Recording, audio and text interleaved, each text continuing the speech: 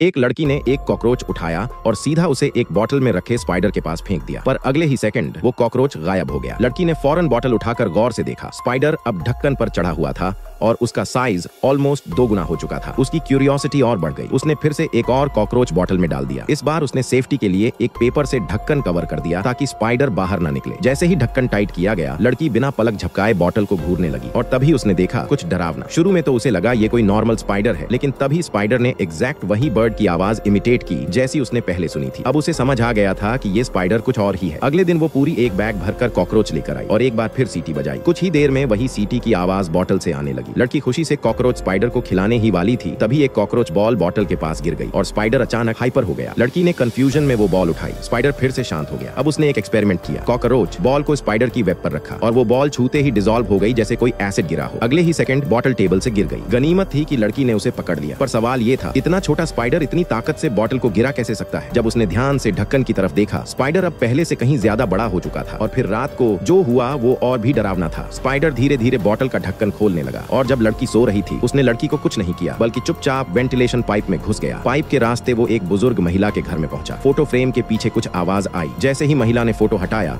Spider उसकी चेहरे पर कूद पड़ा और सीधा उसके मुंह के अंदर घुस गया। फिर उसके शरीर में जाकर उसकी आंतों को चबाने लगा। आखिर में उसका पेट चीरते हुए बाहर निकल आया। लेकिन कहानी यहीं खत्म नहीं हुई। थोड़ी देर बाद वही बुजुर्ग महिला अपने खोए हुए पालतू बिल्ली को ढूंढने बाहर निकली। तभी वेंट से उसे बिल्ली की आवाज सुनाई दी। वो समझी शायद उसकी प्यारी बिल्ली अंदर है और जैसे ही वो पाइप में झुकी,